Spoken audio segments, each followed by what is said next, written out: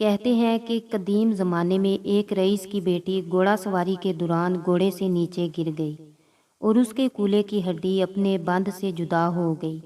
لڑکی کے باپ نے بہت سے حکیموں سے علاج کروانے کی کوشش کی کہ ہڈی کو واپس اپنی جگہ پر بٹھائیں، مگر مصیبت یہ تھی کہ لڑکی کسی حکیم کو اپنا جسم چھونے کی اجازت نہیں دیتی تھی۔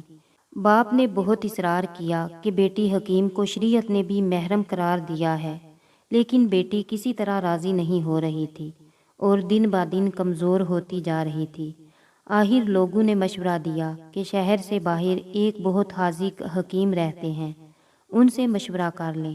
وہ شخص حکیم صاحب کے پاس گئے اور اپنا مسئلہ بیان کیا تو حکیم صاحب نے کہا کہ ایک شرط پر میں آپ کی بیٹی کا کولہ ہاتھ لگائے بغیر واپس بیٹھا سکتا ہوں۔ وہ شخص کہنے لگا کہ جو بھی شرط ہو وہ قبول کرنے پر آمادہ ہے۔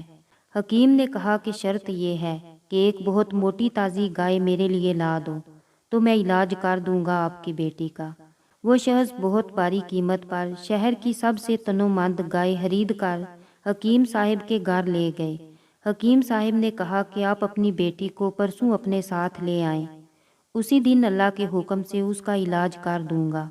جب وہ شخص چلا گیا تو حکیم صاحب نے اپنے شاگردوں سے کہا کہ 2 دن تک نہ تو گائے کو گھاس کا ایک تنکا کھلایا جائے اور نہ پانی کا ایک قطرہ پلایا جائے۔ شاگرد حیران ہوئے کہ اتنی تنومند گائے 2 دن میں بھوک اور پیاس سے مر نہ جائے، لیکن چونکہ استاد کا حکم تھا اس لیے تعمیل کے سوا کوئی چارہ نہ تھا۔ 2 دن تک گائے بھوک اور پیاس کی شدت سے بہت کمزور ہو گئی۔ دوپہر کے وقت وعدے کے مطابق وہ شخص اپنی بیٹی کو چارپائی پر ڈال کر حکیم صاحب کے پاس لے آیا۔ حکیم نے لڑکی کے والد سے کہا کہ اپنی بیٹی کو گائے کی پیٹھ پر بٹھا لیں۔ سب بہت حیران ہوئے، لیکن حکم ماننے کے علاوہ اور کوئی راستہ نہ تھا۔ لڑکی کو گائے کی پیٹھ پر بٹھا دیا گیا۔ اب حکیم صاحب نے اپنے شاگردوں سے کہا کہ لڑکی کے دونوں پاؤں گائے کے پیٹ کے گرد رسی سے باندھ دیں۔ یہ کام ہونے کے بعد حکیم صاحب نے شاگردوں سے کہا کہ اب گائے کے سامنے گھاس اور دوسری خوراک ڈال دو۔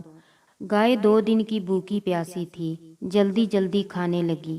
حکیم صاحب نے اس کے سامنے پانی کی بڑی سی بالٹی میں بہت سا نمک ڈال کر رکھ دیا اور گائے تیزی سے پانی پینے لگی۔ پانی میں نمک کی آمیزش نے پیاس کی شدت اور بڑھا دی تو گائے نے ایک ساتھ بہت سا پانی پی لیا۔ گھاس اور پانی نے گائے کا پیٹ پھلانا شروع کر دیا اور لڑکی کی ٹانگوں پر دباؤ اتنا بڑھا کہ وہ چیخنے لگ گئی۔